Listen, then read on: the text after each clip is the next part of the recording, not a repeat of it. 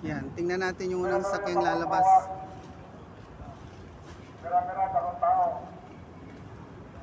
So mahigpit na yung tali, yung kulay blue na tali, kailangan mahigpit yan, hindi pwedeng maluwag yan. Kasi yan ang magkocontrol ng distance ng barko dito sa bato na pader ng wall, ng port, ng pier. Tapos yung ano doon sa dulo, sa puwet, mayroon niyang angkla doon na mahigpit din. Ipifix nila yon para yung barko permanente yung posisyon, hindi siya urong, hindi abante, para hindi magkaroon ng aberya o aksidente man. Kasi hindi pwedeng matanggal itong platform na ilalagay nila dito na tulay ng mga bagong sasakyan na lalabas. Yan. So pag okay na yan, lalabas na yung unang sasakyan. Patras siguro yung isa, kasi puwitan yung nandito sa harapan eh. Pinasok yan ng pabante, so lalabas siya ng patras. Kasi yung bandan dun sa loob ng ano,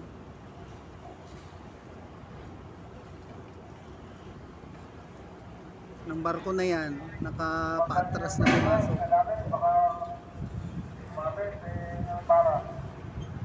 Medyo matagal silang gumalaw.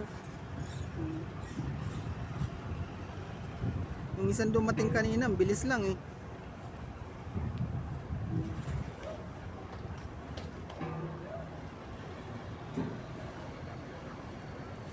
Tagal nila. Hinihintay kong lumabas yung unang sasakyan na galing sa loob, patras.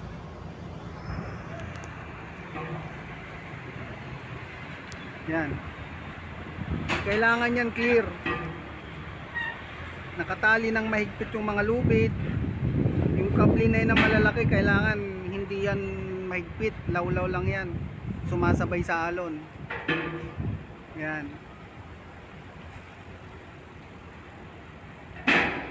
Pag umangat yung barko, nananatiling nakalapat sa floor yung ano na yun, yung bakal na yun na nakababa, yung para dyan tutulay yung mga sasakyan. Kaya mapapansin nyo, yung kable na malalaki na yan, maluwag lang yan, pero ang mahigpit dyan yung kulay blue na tali na magkabilang tali, mahigpit yan. Yung sa bandang likod yan may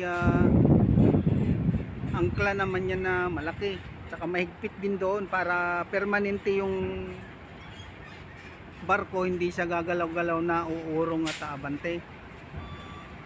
Yan na, lalabas na yung unang sasakyan. Paatras yan, kasi nung pumasok yan paabante.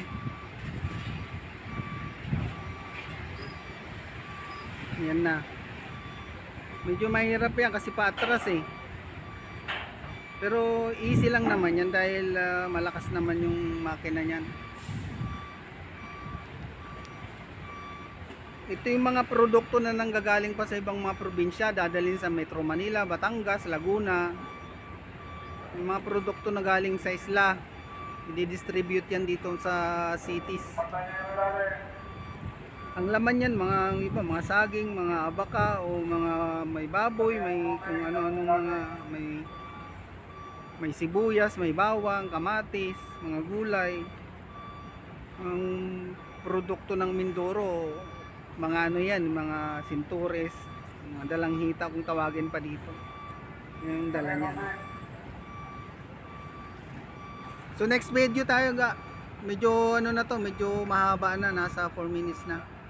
Next video tayo.